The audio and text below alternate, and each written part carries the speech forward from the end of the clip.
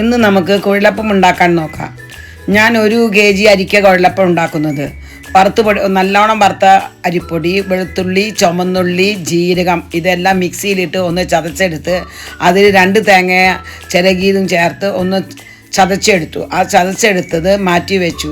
ഒരു പാത്രത്തിൽ വെള്ളം തിളപ്പിക്കാൻ വെച്ചു. വെള്ളത്തിൻ്റെ അളവ് 1 ഗ്ലാസ് അരിപ്പൊടിക്ക് 2 ഗ്ലാസ് വെള്ളം എന്ന രീതിയിലിട്ട് അതിൽ ഉപ്പും തേങ്ങ ചതച്ചും കൂടെ ചേർത്ത് അരിപ്പൊടിയും കൂടെ ചേർത്ത് നല്ലോണം ഒന്ന് ഇളക്കി വെച്ചതിന് ശേഷം ഒരു 5 മിനിറ്റ് നേരം അത് മൂടി വെച്ചു. 5 മിനിറ്റ് റെസ്റ്റിന് ശേഷം അതിൽ കുറച്ച് കറുത്ത എള്ളും 1 സ്പൂൺ നെയ്യും കൂടെ ചേർത്ത് ചെറിയ ചൂടിൽ തന്നെ അത് കുഴച്ചെടുത്ത അരിപ്പൊടി ചെറിയ ഉരുളകളാക്കി പൂരി പ്രസ്സിൽ വെച്ച് അടിച്ചെടുത്തു, ചുരുട്ടി.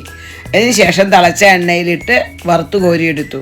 അപ്പോൾ നമ്മുടെ ക്രഞ്ചി ടേസ്റ്റി കുഴലപ്പം റെഡി.